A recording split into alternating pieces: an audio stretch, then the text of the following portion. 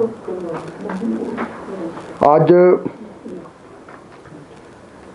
Cabinet होनी थी जिसमें अनेक प्रकार के एजेंडे पर भी चर्चा होनी थी, लेकिन आज प्रातःकाल ही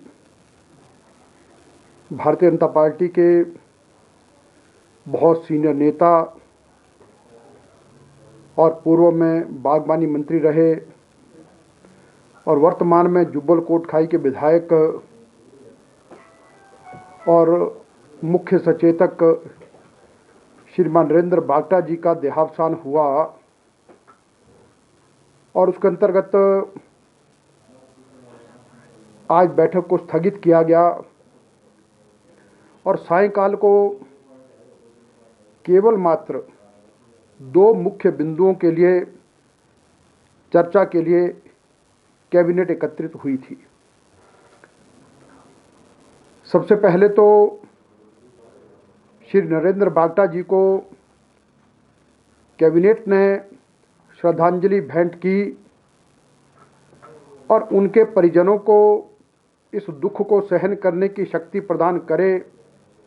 ऐसा ईश्वर से प्रार्थना की और उनकी आत्मा को भगवान अपने चरणों में जगह दे, ऐसी प्रार्थना के साथ 2 मिनट का मौन रख करके अगली कैबिनेट की चर्चा को प्रारंभ किया। इसमें पहला विषय तो जो बहुत महत्वपूर्ण है, जिसके संबंध में हम सभी जानते हैं कि भारत के प्रधानमंत्री नरेंद्र मोदी जी स्वयं बहुत चिंतित थे और उन्होंने 23 मई को ग्रुप ऑफ मिनिस्टर्स के माध्यम से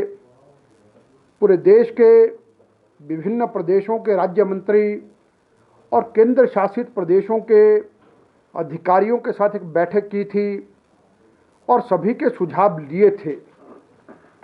कि सीबीएसई बोर्ड की और सीआईएससी की परीक्षाएं होनी चाहिए या नहीं होनी चाहिए, और हर एक से सुझाव लेकर के और उसके पश्चात ग्रुप ऑफ मिनिस्टर की प्रधानमंत्री जी को रिपोर्ट गई और 1 जून को प्रधानमंत्री जी ने स्वयं उस मीटिंग की अध्यक्षता करते हुए कहा कि अब हम सीबीएसई बोर्ड और सीआईएससीई की परीक्षाओं को नहीं करेंगे और उनको कोई क्राइटेरिया बना करके उसके अंतर्गत बच्चों को पास किया जाएगा।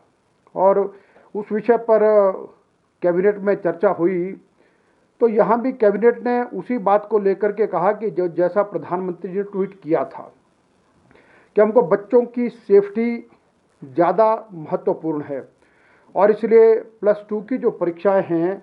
Himachal Pradesh board of school education की, उनको कैंसिल किया गया है और अभी उसका क्या क्राइटेरिया होगा उसको तैयार करेंगे, क्योंकि हम सभी को भली प्रकार इस बात की जानकारी है कि अभी तक भारत सरकार ने भी अभी तक वो यानी क्राइटेरिया भी फिक्स किया नहीं कि हम किस आधार पर कैसे बच्चों को नंबर दे करके उनको पास करेंगे। और अभी 4 जून को